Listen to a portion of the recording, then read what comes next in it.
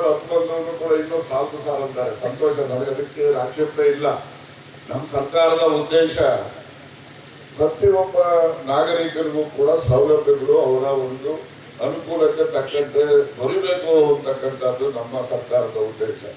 ಇದರಲ್ಲಿ ಏನು ಬಸ್ಸಲ್ಲಿ ತಿರುಗಾಡೋರು, ಈಗ ನಮ್ಮ ರೆಡ್ಡಿ ಅವರು, ನಮ್ಮ ಸಿದ್ದರಾಮಯ್ಯನವರು ಫ್ರೀ ಬಸ್ಸು ಪಾಸ್ ಹೆಣ್ಮಕ್ಳಿಗೆ ಏನು ಸ್ವಾಮಿ, ಅವರೆಲ್ಲ ಓಟ್ ಹಾಕಿದ್ರೆ ಪಾರ್ಲಿಮೆಂಟ್ ಸೋಲ್ತಾನೆ ಇರಲಿಲ್ಲ. ನೀವು ಹಾಕಲೇ ಇಲ್ಲಲ್ಲ, ಎಲ್ಲರೂ ಹಾಕಿಲ್ಲ ಅಂತಲ್ಲ. ಅದರಲ್ಲಿ ಇವಾಗ ನೋಡಿ, ಬಿಹಾರಲ್ಲಿ ಗೆಲ್ಸಿರೋದು ಯಾರಪ್ಪ ಅಂದರೆ ಅವರೇ ಹೆಣ್ಮಕ್ಳೇ. ರಾತ್ರಿ ನಾನು ಮೋದಿಯವ್ರ ಭಾಷಣ ಕೇಳ್ತಾ ಇದ್ದೆ.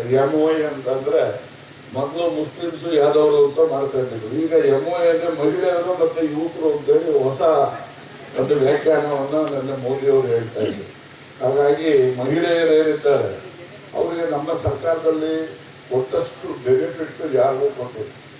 2000 ಕೊಡೋದು ದುಡ್ಡು ಮಹಿಳೆಯರಿಗೆ ಕೊಡೋದು, ಪುರುಷರು ಕೊಡ್ತಾ ಇಲ್ಲ.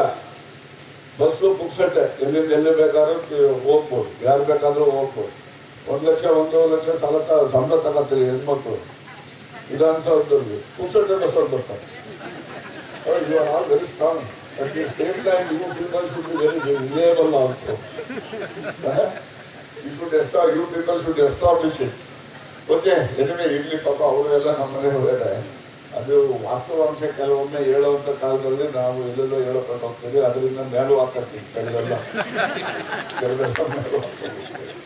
ಅದರಿಂದ ಮೇಲೆ ಹಾಕೊಳ್ಳಿ ಕೆಳಗೆ ಹಾಕೊಳ್ಳಿ ಯಾವಾಗ ರಾಜೇಣೆ ಏನೇ ಇರಲಿ.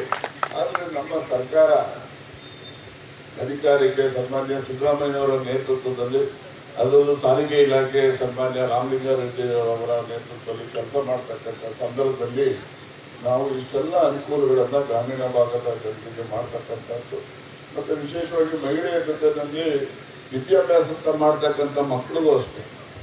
ಇವತ್ತು ಎಲ್ಲ ಮಕ್ಕಳು ಕೂಡ ಪುಸ್ತಕ ಬಸ್ಸಲ್ಲಿ ಬರ್ತಾರೆ, ಕಾಸಿಂದಲೂ ಬರ್ತಾರೆ, ಇಲ್ಲಿಯಲ್ಲೂ ಬರ್ತಾರೆ.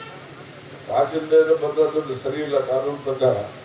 ಆದರೂ ಕೂಡ ಗ್ರಾಮೀಣ ಭಾಗದಲ್ಲಿರ್ತಕ್ಕಂಥ ಮಕ್ಕಳು ವಿದ್ಯಾವಂತರು ಆಗಬೇಕು ಅಂತಕ್ಕಂಥ ದೃಷ್ಟಿನಲ್ಲಿ ಅಂತಹ ನಿಯಮಗಳನ್ನ ಎಲ್ಲವನ್ನೂ ಕೂಡ ಸಡಿಲ ಮಾಡ್ತಕ್ಕಂಥದ್ದು ಕೂಡ ಈ ಸಂದರ್ಭದಲ್ಲಿ ಆಗಿದೆ ಅಂತಕ್ಕಂಥದ್ದು.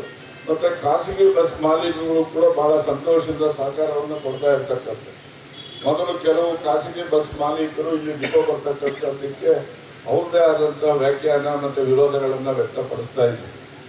ಆ ನಂತರ ಅವರೆಲ್ಲರೂ ಕೂಡ ಬಹಳ ಸಂತೋಷದಿಂದ ಸ್ವಾಗತನೂ ಕೂಡ ಮಾಡಿಲ್ಲ.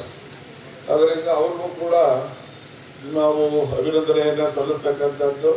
ಮತ್ತು ಟ್ರೈನಿಂಗ್ ಸ್ಕೂಲ್ ರಂಗಂತಂದು ಒಳ್ಳೆ ಪ್ರೇಯರ್ ಮಾಡದೇ ಇದ್ವಿ.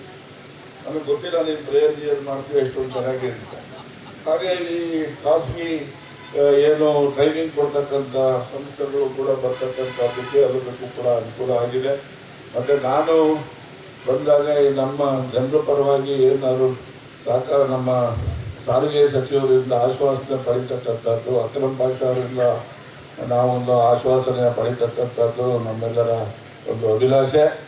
ಆ ಹಿನ್ನೆಲೆಯಲ್ಲಿ ಡಿವಿಷನ್ ಆಫೀಸನ್ನು ಇಲ್ಲಿ ನೀವು ಮಾಡಿಕೊಡ್ಬೇಕು. ಅದು ಭಾಳ ದಿವಸದ ಬೇಡಿಕೆ. ಅದಕ್ಕೋಸ್ಕರ ಪಕ್ಕದ ಜಾಗನೂ ಕೂಡ ಇಟ್ಟಿದ್ದೀವಿ. ಆ ಹಿಂದೆ ಡಿಪೋ ಮಾಡೋವಾಗಲಿಂದ ಪಕ್ಕದ ಜಾಗನೂ ಕೂಡ ಇಟ್ಟಿದ್ದೀವಿ. ಡಿವಿಷನ್ ಆಫೀಸ್ಗೆ ಮಾಡಬೇಕು.